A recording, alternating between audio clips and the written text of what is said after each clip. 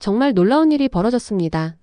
세계 최고 전략가들과 외교 전문가들이 모인 한 국제 포럼에서 한 미국의 미래학자가 예고 없는 폭탄 발표를 했습니다. 여러분, 지금부터 제가 말할 내용은 단순한 가설이 아닙니다. 이것은 이미 움직이고 있는 현실이며 세계의 권력 구조를 송두리째 바꿀 수 있는 작은 땅의 이야기입니다. 한국이 통일되면 어떤 일이 일어날까요? 첫째, 통일 한국의 인구는 약 7,500만 명. 이는 프랑스와 거의 동일한 규모이며 G7 국가들과 어깨를 나란히 하게 됩니다. 둘째, 현재 한국은 세계 13위 경제국입니다. 하지만 북한의 노동력과 자원, 남한의 기술과 자본이 결합될 경우 통일 후 10년 안에 영국을 추월할 것입니다. 셋째, 보고서에 따르면 북한 지역의 경제는 통일 이후 연 20% 이상의 성장률을 보일 수 있고 남한도 시너지 효과로 9% 성장률이 예상됩니다. 이 수치는 중국의 과거 경제 기적을 능가하는 수치입니다. 넷째, 통일 한국은 더 이상 주변 국가가 아닙니다.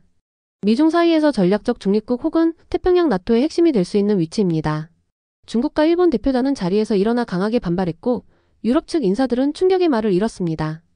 그 발표는 단순한 이론이 아니었습니다. 미국 국방부의 비공개 통일 시나리오 보고서였죠. 일본 대표단은 한국의 통일은 현실성이 없습니다. 오히려 혼란을 야기할 뿐입니다. 라고 반발하였고 중국 대표단은 통일 한국은 동북아의 불균형을 초래할 것입니다. 하지만 미래학자는 조용히 그리고 단호하게 말을 이어갑니다. 아닙니다.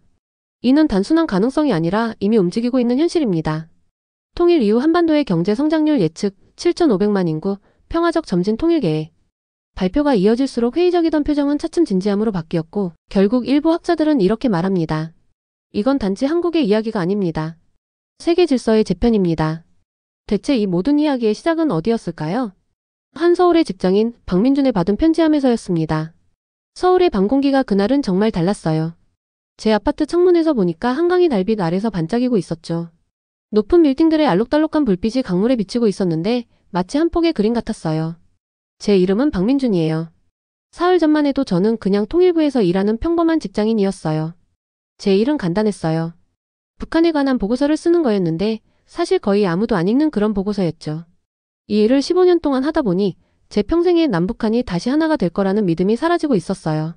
많은 사람들이 한국이 다시 하나가 되는 꿈을 꾸고 있었죠.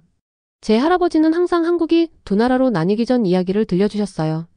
할아버지는 언젠가 우리가 다시 하나가 될 거라고 항상 믿으셨죠. 하지만 통일부에서 몇 년 일하다 보니 저는 그저 노인네의 꿈일 뿐이라고 생각하고 있었어요. 세상이 그런 단순한 바람이 이루어지기엔 너무 복잡해 보였거든요. 그런데 뜻밖의 일이 일어났어요. 어느 날 밤늦게 이메일을 확인하고 있는데 이상한 메시지가 눈에 띄었어요. 제목은 기밀 2040년 한반도 통일 후 시나리오였죠. 처음에는 장난을 좋아하는 제 친구 지훈이가 보낸 농담인 줄 알았어요. 하지만 첨부 파일을 열고 읽기 시작하자 제 손이 떨리기 시작했어요. 농담이 아니었어요. 미국 군대에서 온 진짜 문서였죠. 마이너스 한국이 다시 하나가 될 경우 어떤 일이 일어날지에 대한 비밀 보고서였어요. 보고서에는 3가지 가능한 미래가 적혀 있었어요. 첫 번째 미래에서는 통일 한국이 미국과 친구가 되어 일본, 호주, 대만과 함께 태평양 나토라는 새로운 그룹을 만드는 거였어요. 두 번째 미래에서는 한국이 중립을 지키는 거였죠. 마이너스 미국과 중국 사이에서 어느 쪽도 들지 않는 거예요. 이걸 아시아의 스위스 선택지라고 부르고 있더라고요. 세 번째 미래에서는 한국이 대신 중국과 친구가 되는 건데 이건 아시아의 힘의 균형을 완전히 바꾸는 일이었죠. 보고서는 강력한 문장으로 끝나고 있었어요. 한반도 통일은 핵무기를 사용하지 않더라도 소련 붕괴 이후 세계 정치에서 가장 큰 변화가 될 것이다. 제가 읽고 있는 내용을 믿을 수가 없었어요. 몇 년 동안 한반도 통일은 그저 꿈이라고 생각했는데 이제 미국 군대가 곧 일어날 일이라고 심각하게 계획을 세우고 있었어요. 새벽 3시에 전화벨이 울려 깜짝 놀랐어요. 예상했던 상사의 전화가 아니었어요. 대학교 때 저의 은사님이었던 김은숙 교수님이었죠. 민준아, 내일 만나야겠다. 늘 가던 그 카페로 교수님이 빠르게 말씀하셨어요. 미국인들과 중국인들 모두 내가 그 문서를 가지고 있다는 걸 알고 있어. 넌 위험해. 하지만 넌 또한 역사를 바꿀 수 있는 위치에 있기도 해. 밤새 그 문서를 계속 읽고 또 읽었어요. 인구 7,500만 명의 통일 한국 마이너스 프랑스만큼 큰 나라죠. 통일 후 북한 경제가 매년 20%씩 성장한다는 내용도 있었고요. 그 생각을 하니 어지러웠어요. 아침이 되자 제 평범한 삶이 끝났다는 걸 깨달았어요. 원하든 원하지 않든 저는 이제 저 자신보다 훨씬 더 큰 무언가의 일부가 되었어요. 통일에 대한 제 수년간의 의심이 갑자기 근시안적으로 느껴졌죠. 사무실에 도착하자마자 전화가 다시 울렸어요. 이번에는 장관님 마이너스 제 최고 상사님이었어요. 박민준 씨, 미국 대사가 개인적으로 만나고 싶어 하네요. 장관님이 혼란스러운 목소리로 말씀하셨어요.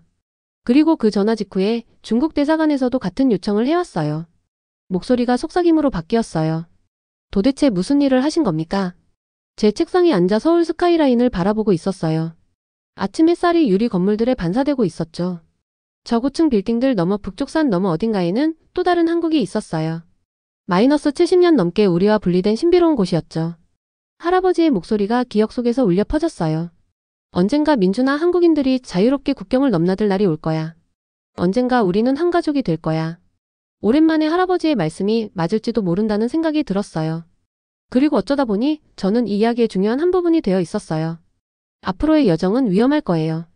저는 한국의 미래에 대해 각자의 계획을 가진 강대국들 사이에 낀 작은 사람에 불과했어요. 하지만 저는 그들이 예상하지 못한 것을 가지고 있었죠. 마이너스 통일이 의미하는 바에 대한 진정한 한국인의 관점이었어요. 용기를 내어 전화를 들었어요. 더 큰 세상으로 발을 내디딜 시간이었습니다. 두 번째 장의 한국어 유튜브 대본으로 변환해 드리겠습니다. 일상적인 언어와 과거 진행형을 활용하여 친근하고 생생한 느낌의 대본을 만들었습니다. 대학교 커피숍은 제가 학생이었을 때와 달라진 게 하나도 없었어요. 나무 테이블에는 여전히 오래전에 졸업한 학생들의 이니셜이 새겨져 있었고요. 공간 전체에 신선한 커피 향이 가득 퍼지고 있었죠. 몇몇 젊은이들이 헤드폰을 끼고 노트북으로 뭔가를 타이핑하고 있었어요. 김 교수님과 이곳에서 만나기로 한 건 안전하게 느껴져서였어요. 교수님은 15년 전 제 스승이셨고 저는 그 누구보다도 교수님을 신뢰하고 있었거든요. 일찍 도착해서 들어오는 모든 사람을 볼 수 있는 구석 테이블을 골랐어요. 기다리는 동안 심장이 빠르게 뛰고 있었죠. 비밀 문서가 단지 몇 장의 종이일 뿐인데도 가방 안에서 무겁게 느껴지고 있었어요. 김 교수님이 정확히 시간 맞춰 들어오셨어요. 제 수업을 가르치실 때보다 머리가 더 하얘지셨지만 눈빛은 여전히 날카롭고 지적이었죠. 자리에 앉기 전에 차를 주문하셨어요. 저는 제 커피를 아직 손도 대지 않고 있었어요. 이거 정말 미쳤어요. 조용히 말씀드렸어요. 저는 그냥 보고서나 쓰는 직장인일 뿐이에요. 스파이가 아니라고요. 김 교수님이 천천히 차를 저으시고 있었어요. 이렇게 위험한 이야기를 하는 사람치고는 너무 차분해 보이셨죠. 내가 받은 문서는 우연히 보내진 게 아니야, 교수님이 말씀하셨어요. 누군가가 특별히 너를 선택한 거지. 커피를 밀어냈어요. 하지만 왜 저예요? 저는 중요한 사람이 아니에요. 김 교수님이 저를 주의 깊게 살펴보고 계셨어요. 너는 15년 동안 북한을 연구해왔어. 중국어와 영어를 완벽하게 구사하지. 어떤 강한 의견을 가질 수 있는 정치단체에도 속해 있지 않고. 그리고 가장 중요한 건 통일에 대해 어느 쪽으로든 강한 감정이 없다는 거야. 약간 웃었어요. 제가 통일을 믿지 않는다는 뜻이죠? 내가 양쪽을 명확하게 본다는 뜻이야, 교수님이 정정하셨어요. 미국인들은 자동으로 그들이 시키는 대로 하지 않을 사람을 원해. 중국인들은 자동으로 그들에게 반대하지 않을 사람을 원하고. 넌 완벽한 중간자야. 교수님이 가져오신 폴더가 눈에 띄었어요. 그걸 테이블 위로 밀어주셨죠. 이게 뭐예요? 물었어요. 내가 받은 문서를 이해하는 데 도움이 되는 정보야, 교수님이 말씀하셨어요. 나는 평생 한국이 어떻게 다시 하나의 나라가 될 수 있는지 연구해왔어. 하지만 이건 단순한 교실 속 아이디어 이상이야. 더 가까이 몸을 기울이셨어요. 그 미국인 미래학자 에릭 손더스 말이 한국을 방문한 후 갑자기 한국에 대해 좋은 말을 하기 시작한 그 사람 다음 주에 서울에 올 거야. 한국 통일이 세계 역사적 전환점이 될 거라는 그의 공개 강연은 단순히 그의 생각만이 아니야. 미국 군대가 정상화하고 싶어하는 아이디어에 사람들이 어떻게 반응하는지 시험하고 있는 거지. 압도당한 기분이 들었어요. 교수님, 저는 그냥 아무도 읽지 않는 지루한 보고서나 쓰는 사람이에요. 교수님의 표정이 부드러워졌어요. 민주나 할아버지가 한국전쟁 동안 난민들이 한강을 건너는 것을 본 이야기 기억하니? 언젠가 한국인들이 다시 자유롭게 국경을 넘을 수 있게 하겠다고 스스로에게 약속했다던 그 이야기 말이야. 그 기억이 강하게 떠올랐어요. 할아버지가 서울을 떠날 때 여동생을 등에 업고 가셨던 이야기. 남북 분단은 일시적일 뿐이고 언젠가 한국은 다시 하나가 될 거라고 항상 말씀하셨죠. 어떤 여정은 우리를 선택하는 거야, 민주나 김 교수님이 말씀하셨어요. 이 여정은 너를 선택했어. 교수님이 떠나신 후 폴더를 열었어요. 많은 연구 페이지 위에 손으로 쓴 메모가 있었어요. 통일의 이야기를 통제하는 사람이 그것이 실제로 어떻게 일어날지 통제하게 될 것이다. 이제 당신이 그 펜을 쥐고 있다. 떠날 준비를 하면서 커피숍이 달라 보였어요. 노트북으로 타이핑하고 있는 학생들은 무슨 일이 일어나고 있는지 전혀 모르고 있었죠. 그들은 시험과 과제를 걱정하는 동안 저는 우리나라의 미래를 바꿀 수 있는 문서를 들고 있었어요. 밖에서는 서울이 평소처럼 분주한 하루를 이어가고 있었어요. 차들이 교통체증에서 경적을 울리고 있었고 사람들은 휴대폰에 얼굴을 파묻은 채 직장으로 서두르고 있었죠. 높은 건물들이 햇빛 아래 빛나고 있었어요. 하지만 이제 저는 모든 것을 다르게 보고 있었어요. 도시 너머 북쪽 산 너머에는 또 다른 한국이 있었어요. 제 인생 대부분 동안 그곳은 항상 우리와 분리되어 있을 거라고 생각했어요. 하지만 그게 사실이 아니라면요. 모든 것이 곧 바뀔 참이라면요. 미국 문서에 설명된 세 가지 미래에 대해 생각했어요. 어떤 것이 한국인들에게 가장 좋을까요? 미국이나 중국, 일본이 아니라 국경 양쪽의 한국인들에게 말이에요. 할아버지가 한 번 말씀하셨어요. 한국 분단의 가장 슬픈 점은 가족들이 헤어진 것뿐만이 아니야. 우리가 함께 우리의 미래를 결정할 기회를 잃어버린 거지. 이제 어쩌다 보니 저는 이 큰 질문의 한가운데에 있었어요. 강력한 군대와 경제를 가진 큰 나라들은 모두 한국 통일이 자기들 방식대로 일어나길 원하고 있었죠. 그들은 모두 계획을 가지고 있었어요. 하지만 그들 중 어느 누구라도 한국 사람들에게 무엇이 최선인지 신경 쓰고 있을까요? 한때 공부했던 대학 캠퍼스를 걷는 동안 결심을 했어요. 미국인들과 중국인들 모두 만날 거예요. 그들이 원하는 것을 주의 깊게 들을 거고요. 하지만 어느 쪽이 시키는 대로 단순히 따르지는 않을 거예요. 왜냐하면 또 다른 선택지가 있어야 하니까요. 한국적인 선택지 말이에요. 그리고 어쩌면, 정말 어쩌면 제가 그것을 찾는 데 도움을 줄 수 있을지도 모르죠. 오랜 시간 만에 처음으로 제 안에서 예상치 못한 무언가가 자라나고 있음을 느꼈어요. 희망이었어요. 단지 먼 미래의 통일에 대한 희망이 아니라 지금부터 시작하는 더 나은 방향에 대한 희망이었죠. 전화기를 꺼내서 오랜 친구 지훈이에게 전화를 걸었어요.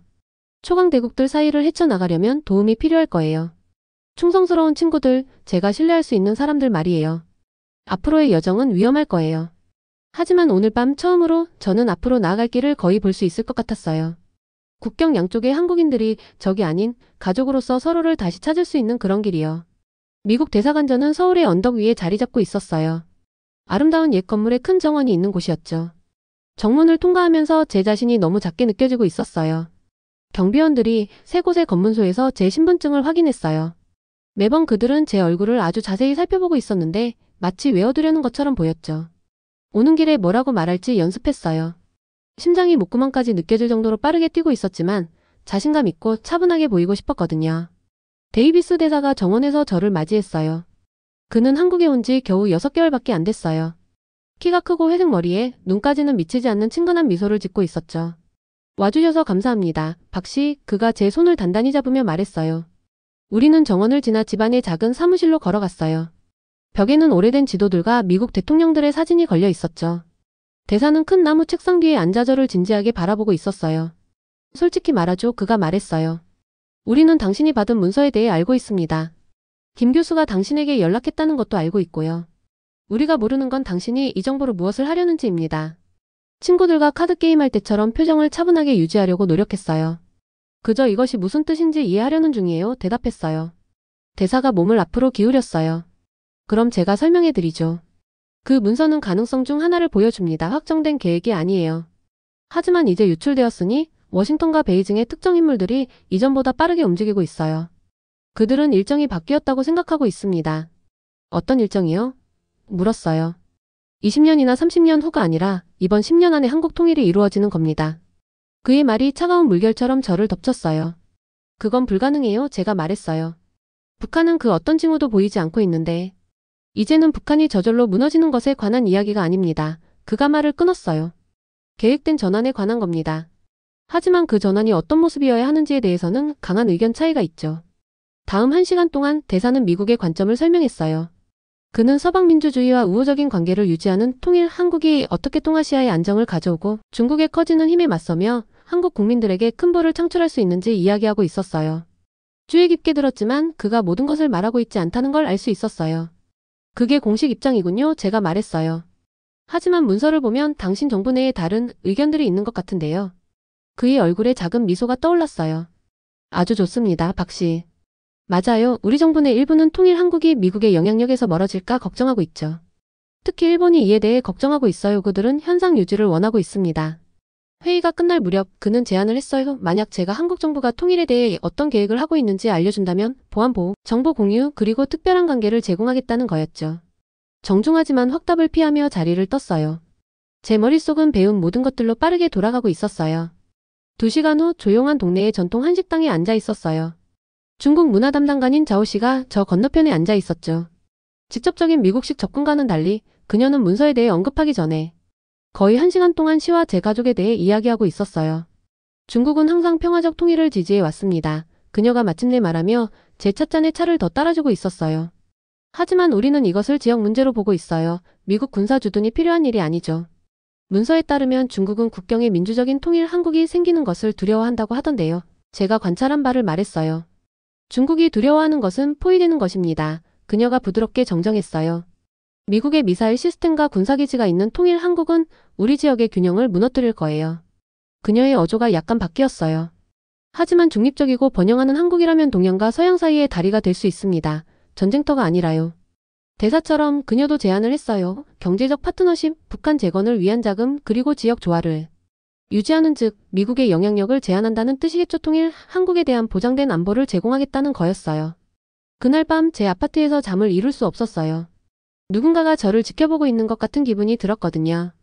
현금으로 작은 호텔에 체크인하고 완전히 신뢰할 수 있는 사람. 지금은 컴퓨터 보안 분야에서 일하는 대학 친구 지훈이에게 전화를 걸었어요. 그가 도착하자마자 방에 숨겨진 마이크가 있는지 확인했어요. 최소한 3개의 정보기관이 당신을 감시하고 있어요. 그가 확인했어요. 미국, 중국, 그리고 그래요. 우리 국가정보원도요. 북한은요? 제가 물었어요. 그게 가장 이상한 부분이에요. 그가 대답했어요. 그들의 평소 감시 패턴이 바뀌었어요. 유출 이후 이상하게 조용해졌어요. 지훈이가 안전한 소통 방법을 설정하는 것을 도와주는 동안 우리는 편의점에서 사온 라면을 먹고 있었어요. 아침이 다가오자 지금은 연구기관에서 일하는 전 동료 송민아가 합류했어요. 일본인들이 당황하고 있어요. 그녀가 태블릿의 데이터를 보여주며 말했어요. 자금 이동, 외교 메시지, 트래픽 모두 그들이 통일 시나리오에 반대하는 연합을 구성하고 있음을 보여주고 있어요. 러시아는요? 제가 물었어요. 항상 그렇듯이 기회주의적이에요. 그들은 미국의 영향력을 줄이고 자신들의 에너지 영향력을 높이는 어떤 결과도 지지할 거예요. 제 작은 팀이 연결고리와 이해관계를 분석하는 동안 우리가 하려는 일의 무게를 느끼고 있었어요. 우리는 더 이상 단순히 정치를 분석하는 것이 아니라 적극적인 참여자가 되어 있었죠. 더 많은 동맹이 필요해요. 제가 결정했어요. 그리고 북한이 이 상황에서 진정으로 원하는 것이 무엇인지 이해해야 해요. 도움을 줄 수 있는 사람이 있어요. 미나가 망설이며 제안했어요. 하지만 그녀에게 접근하는 건 위험해요. 누구죠? 박선희예요. 3년 전에 북한에서 탈출했어요. 탈북하기 전에 외무성에서 일했죠. 우리 정보기관이 그녀를 숨겨두고 있지만 그녀는 다른 누구도 가지지 못한 통찰력을 가지고 있을 거예요. 그녀에게 접근하면 우리의 독립적인 활동이 한국 정보기관에 알려질 거예요. 하지만 북한의 관점 없이는 퍼즐의 중요한 조각이 빠져있는 거나 마찬가지였죠.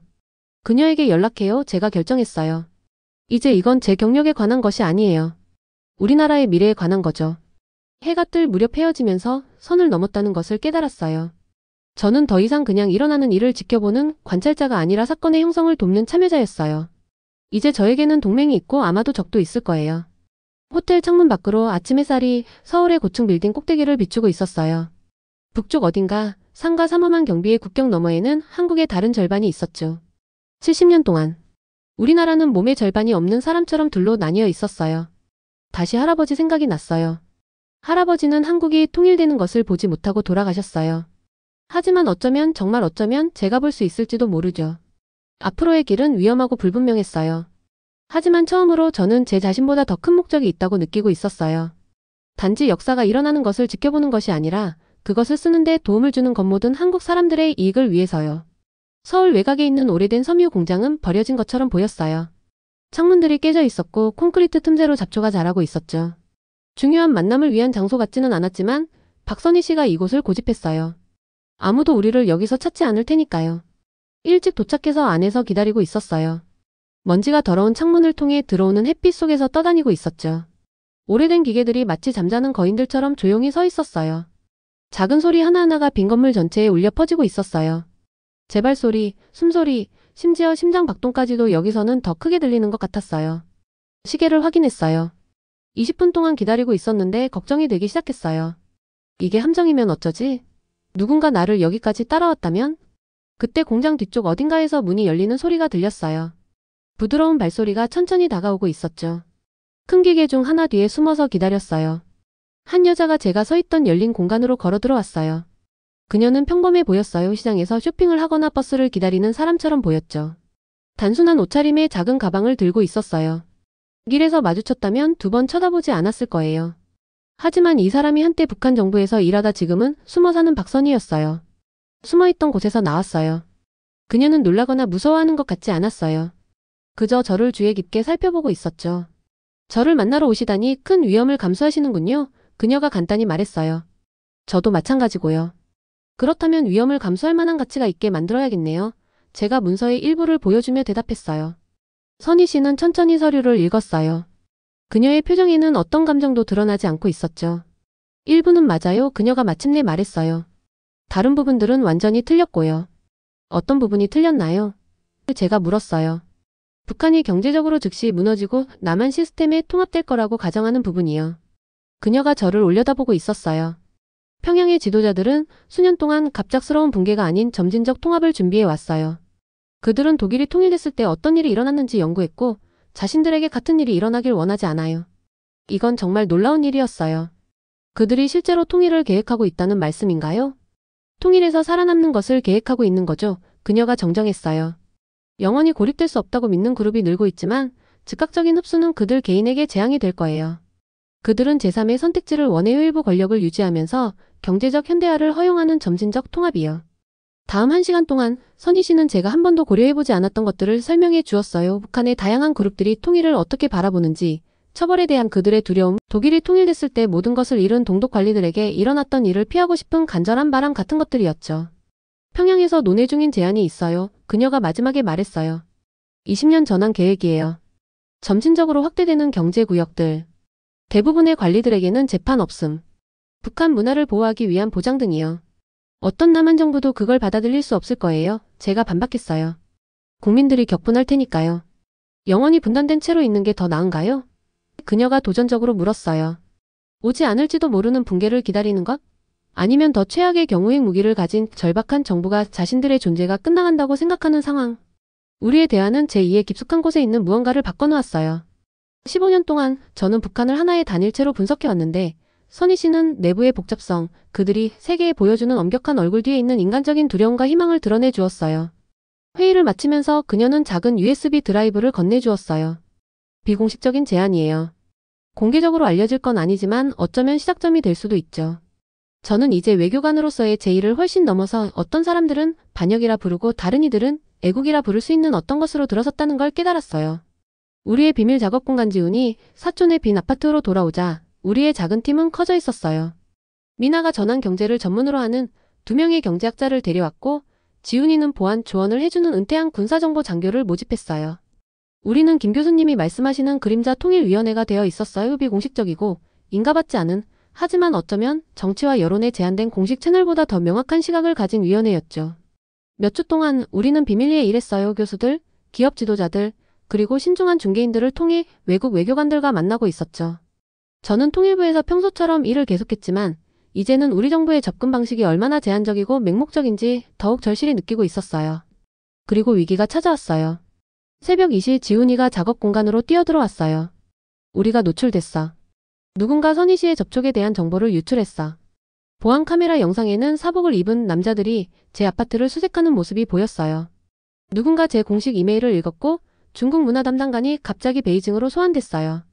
그리고 가장 경각심을 불러일으킨 건 미국 위성사진이 남북한 국경 근처에서 특이한 군사 움직임을 보여주고 있었다는 거였죠. 뭔가 일어나고 있다고 생각하는 거야. 은퇴한 대령이 설명했어요. 모든 측이 만약을 대비해 준비하고 있는 거지. 지역의 긴장감은 시간마다 고조되고 있었어요. 일본은 불안정한 통일 논의에 대한 외교적 항의를 제기했고 중국은 한국 국경 근처 부대들의 휴가를 취소했어요. 미국 핵잠수함은 근처 해역에 가시적으로 부상했고요. 이건 통제를 벗어나고 있어. 미나가 목소리에 두려움을 담아 말했어요. 유출된 문서로 시작된 것이 안 보이기가 되고 있어. 우리는 더 이상 가능한 미래를 분석하는 것이 아니라 오해가 재앙으로 이어질 수 있는 위험한 현재에 갇혀 있었어요. 할아버지의 통일 꿈은 이제 새로운 갈등의 악몽에 가려진 것 같았어요. 저는 제 여정에서 가장 어려운 결정에 직면했어요. 공식적인 역할로 돌아가서 모든 것을 당국에 넘기고 그들이 현명하게 상황을 처리하기를 바라야 할까요? 아니면 더 큰 위험을 감수해야 할까요? 잠 못 이룬 밤을 보낸 후 결정을 내렸어요. 김 교수님에게 연락했죠. 에릭 손더스가 서울에 있는 동안 만나야 해요. 제가 말했어요. 통일부 관료가 아닌 다른 비전을 가진 사람으로서요. 그녀의 침묵은 이것이 얼마나 심각한지 이해하고 있다는 걸 말해주고 있었어요. 공개적으로 나서겠다는 거니? 공식적인 이야기에 도전하겠다고? 정확히는 아니에요. 제 계획을 설명했어요. 하지만 누군가 끔찍한 실수를 하기 전에 이 대화의 방향을 바꿀 필요가 있어요. 이틀 후 저는 안전한 장소에서 에릭 손더스와 마주 앉았어요. 한국의 잠재력에 대한 발언으로 이 연쇄 사건을 시작하는데 도움을 준 미국의 미래학자는 제가 펜타곤 문서의 3가지 시나리오에 대한 대안을 제시하는 동안 귀에 깊게 듣고 있었어요. 당신 정부가 이것을 승인하지 않았군요. 그가 관찰했어요. 어떤 정부도 이 주제에 대한 자유로운 사고를 승인하지 않았어요. 제가 대답했어요. 그게 문제예요. 세상은 나아갔는데 우리는 모두 옛 냉전 사고에 갇혀 있어요. 우리의 비전 한국이 주도하는 국제적 보장은 있지만 군사 동맹 없는 점진적 통일을 설명하자 그의 표정이 의심에서 관심으로 바뀌는 것을 볼 수 있었어요. 이건 단지 이론이 아니에요. 제가 결론 지었어요. 북한의 일부 사람들이 이와 같은 것을 받아들일 수 있다는 비공식 채널의 확인이 있어요. 하지만 외교적 공간을 만들 정직한 중재자가 필요해요. 왜 제가 그 역할을 해야 하죠? 그가 물었어요. 당신은 이미 전 세계적인 대화를 한번 바꾸었으니까요. 다시 한번 그것을 바꾸는 데 도움을 줄 수 있어요. 이번에는 한국인들 자신의 의견을 포함해서요. 그는 고려해보겠다고 동의했어요. 헤어지면서 저는 또 다른 선을 넘었다는 것을 깨달았어요. 분석에서 옹호로, 관찰자에서 행위자로요. 그날 밤 지역 긴장이 해군 배치와 각국 수도 간 외교적 위협이 오가며 최고조에 달했을 때 우리 팀은 가장 어두운 순간에 직면했어요. 보고서에 따르면 북한 지도부는 특이한 활동을 어떻게 해석할지에 대해 의견이 나뉘고 있었어요. 중국 소셜미디어 검열관들은 통일 논의를 통제하기 위해 초과 근무를 하고 있었고 미국 군사준비 태세가 조용히 격상되었다고 하더라고요. 이 모든 게 끔찍하게 잘못될 수 있어. 지훈이가 컴퓨터 화면이 그의 지친 얼굴을 비추는 가운데 말했어요. 아니면 미나가 반박했어요. 마침내 교착 상태를 깨뜨리는 위기가 될 수도 있어. 서울의 동이 틀 무렵 제 전화가 울렸어요. 알 수 없는 번호였어요.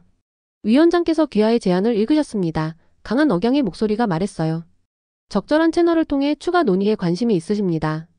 북한은 어떻게든 우리의 비공식 통일 프레임워크를 입수했어요. 그리고 그것을 단번에 거부하는 대신 그들은 관심을 보이고 있었어요. 이건 우리 여정에서 가장 큰 희망과 가장 위험한 순간이 동시에 찾아온 거였어요. 우리는 잠재적인 길을 만들었지만 한 걸음만 잘못 내디뎌도 여전히 재앙으로 이어질 수 있었어요. 서울 위로 떠오르는 아침 햇살을 창밖으로 바라보았어요. 도시는 깨어나고 있었고 사람들은 출근하고 아이들은 등교하고 있었죠. 그들 중 누구도 우리가 새로운 시작이나 끔찍한 결말에 얼마나 가까이 있는지 알지 못했어요. 처음으로 할아버지가 통일은 한국인들이 할 수 있는 가장 어렵고도 가장 중요한 일이라고 말씀하신 의미를 완전히 이해했어요. 이건 단지 지도에 새로운 선을 그리는 것이 아니었어요. 세대에 걸쳐 열려 있었던 상처를 치유하는 일이었죠. 그리고 어쩌다 보니 모든 역경에도 불구하고 저는 이제 이 역사적인 순간의 중심에 있었어요. 서울 OECD 사무실의 회의실은 완전히 평범해 보였어요. 흰색 벽, 긴 나무 테이블, 편안한 의자들. 오늘 여기서 역사가 만들어지고 있다고 아무도 짐작하지 못할 거예요. 지나가는 사람들에게는 그저 또 다른 지루한 국제 관료들의 회의일 뿐이었죠. 하지만 저는 더 잘 알고 있었어요. 테이블 건너편에는 3명의 북한 경제 관료들이 앉아 있었어요. 그들은 공식적으로 농업개발 워크숍을 위해 여기 온 거였죠.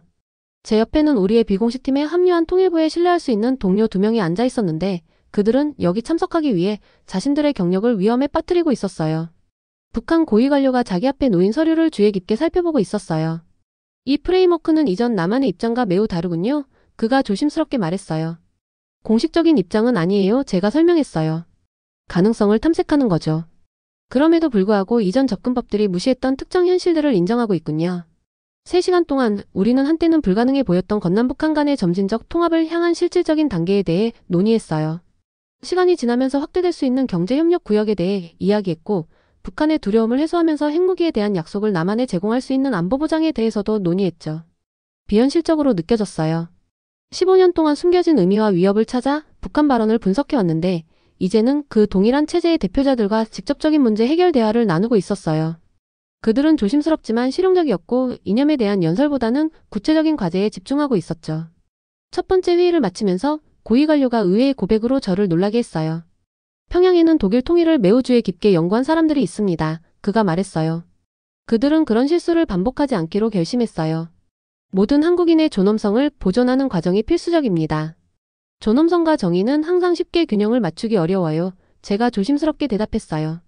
맞습니다. 그가 동의했어요. 하지만 불가능한 과제는 외교가 존재하는 정확한 이유죠.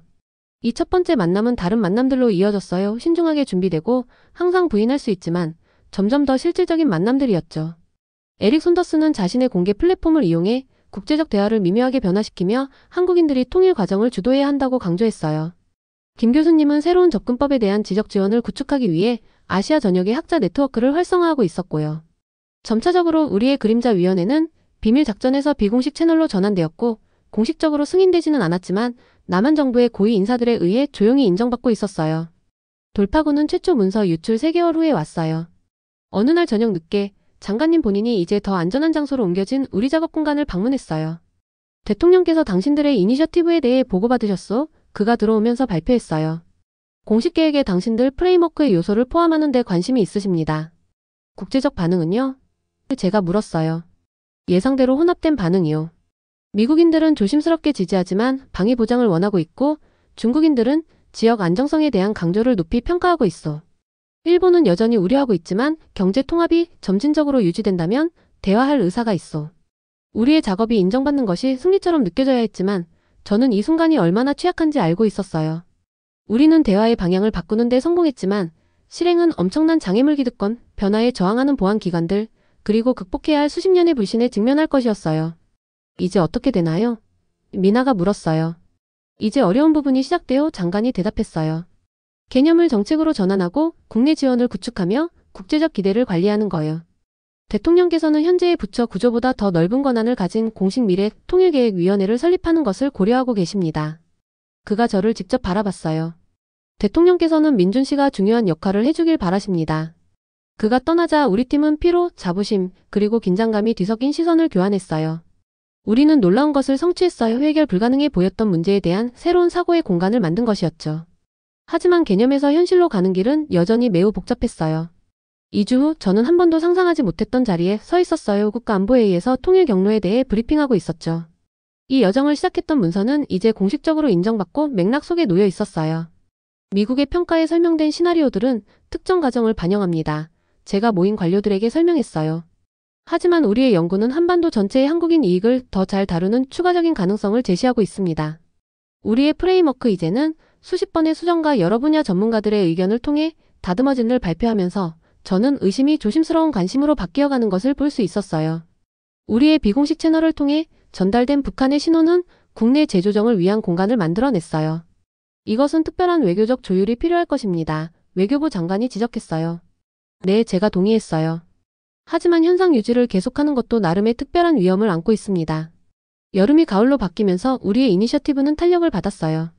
대통령은 통일 전략에 대한 주요 정책 검토를 발표했고 북한과의 비공식 채널 소통은 계속되어 작지만 의미 있는 신뢰 구축 조치들을 만들어냈어요. 국제 파트너들은 잠재적 변화를 수용하기 위해 그들의 입장을 조정하기 시작했고요. 할아버지의 묘소를 방문해서 사진 옆에 신선한 꽃을 놓았어요. 할아버지가 상상하셨던 것인지는 모르겠어요. 제가 조용히 말했어요. 복잡하고 불완전해요. 하지만 어쩌면 정말 어쩌면 이건 시작일지도 모르겠어요. 이 여정은 저를 냉소적인 관료에서 마지못한 비전가로 서류 정리하는 사람에서 다리를 놓는 사람으로 변화시켰어요. 제받은 편지함에 나타났던 그 문서는 정책뿐만 아니라 무엇이 가능한지에 대한 제 개인적 시각도 바꿔놓았어요. 묘지를 걸어 나오면서 지훈이의 메시지로 전화가 울렸어요. 뉴스 켜봐. 대통령이 예정이 없던 연설을 하고 있었어요. 국민들 앞에 엄숙하게 서서 그는 역사적인 이니셔티브의 프레임워크를 발표하고 있었죠. 경제협력구역과 이산가족 상봉으로 시작해 단계적 외교, 정상화를 거쳐 궁극적인 정치적 통합을 수용하기 위한 헌법 재구성으로 끝나는 한반도의 점진적 통합을 향한 10년 계획이었어요. 이것은 한국인의 과정이 될 것입니다. 그가 강조했어요. 국제 파트너들의 지원을 받지만 DMZ 양쪽의 한국인들의 필요와 열망에 의해 결정되는 과정이 될 것입니다. 그날 저녁 늦게 전례 없는 움직임으로 북한 국영 텔레비전은 연설의 일부를 재방송하며 안전과 번영에 대한 공통의 이익과 제한된 프레임워크를 탐색할 의지를 인정하는 성명을 발표했어요. 이것은 통일이 아니었어요. 아직은요. 하지만 수십 년 만에 처음으로 진정한 개방이었죠. 우리 팀이 이 역사적인 방송을 보기 위해 모였을 때 저는 유출된 펜타곤 문서에 설명된 시나리오들에 대해 생각했어요. 어떤 것도 지금 펼쳐지고 있는 건 미국, 중국 혹은 일본의 선호와 완전히 일치하지는 않지만 모두에게 잠재적으로 받아들여질 수 있는 독특한 한국적 접근법을 정확히 담아내지 못했어요. 다음에는 어떤 일이 일어날 것 같아요? 미나가 뉴스 분석가들이 미친 듯이 오늘의 사건을 해석하는 동안 물었어요. 솔직히 앞으로 수년간 2걸음 전진 1걸음 후퇴일 거예요. 제가 대답했어요. 하지만 우리는 지도를 바꿨어요. 목적지는 여전히 같지만 이제 길이 다르게 보이는 거죠. 통일부에서 15년을 일하면서 변화가 불가능하다고 확신했었어요. 이제 저는 그 불가능성이 단지 상상력의 실패였다는 것을 이해했어요. 단지 제 상상력뿐만 아니라 동결된 갈등의 대안을 상상할 수 있는 우리의 집단적 능력이 부족했던 거죠. 창밖으로 서울의 불빛이 반짝이는 것을 보며 저는 에릭 손더스가 한국 통일이 세계 역사적 전환점이 될 수 있다고 선언한 것에 대해 생각했어요. 아마도 가장 중요한 측면은 지정학적 재조정이나 경제적 변혁이 아니라 더 근본적인 것일지도 모르죠. 가장 완고한 분열조차도 결국에는 치유될 수 있음을 보여주는 것 말이에요. 앞으로의 여정은 여전히 위협적이고 결과는 불확실해요. 하지만 여러 세대 만에 처음으로 38선 양쪽의 한국인들이 같은 지도를 보며 비록 멀리 있을지라도 같은 목적지를 고려하고 있었어요. 외교의 변화 능력에 대한 믿음을 잃었던 외교관에게 그것 자체가 혁명이었어요. 저는 주변의 팀을 바라보았어요. 수십 년의 연구를 가진 김 교수님, 기술적 능력을 가진 지훈이, 경제적 통찰력을 가진 미나 그리고 수년 동안 느끼지 못했던 무언가를 느꼈어요. 희망이었어요. 맹목적인 낙관주의가 아니라 열심히 일하고 현실적인 평가에 기반한 실질적인 희망이었죠. 밖에서는 평범한 한국인들이 처음으로 뉴스를 듣고 있었어요. 일부는 흥분하고 다른 이들은 회의적일 테고 많은 이들이 앞으로의 실질적인 과제들에 대해 걱정하고 있을 거예요. 하지만 오늘 밤 한국전쟁이 끝난 지 70년 만에 처음으로 우리나라를 나누는 인위적인 선이 언젠가 사라질 수 있는 진정한 가능성이 있었어요. 전쟁이나 붕괴를 통해서가 아니라 인내심 있고 신중한 외교를 통해서요. 할아버지는 이날을 보지 못하고 돌아가셨어요. 하지만 어쩌면 할아버지의 증손자들은 언젠가 서울에서 평양까지 가는 것이 기차 여행처럼 간단한 한국에서 살게 될지도 모르죠. 그 여정은 이제 시작되었어요. 아주 긴 길의 첫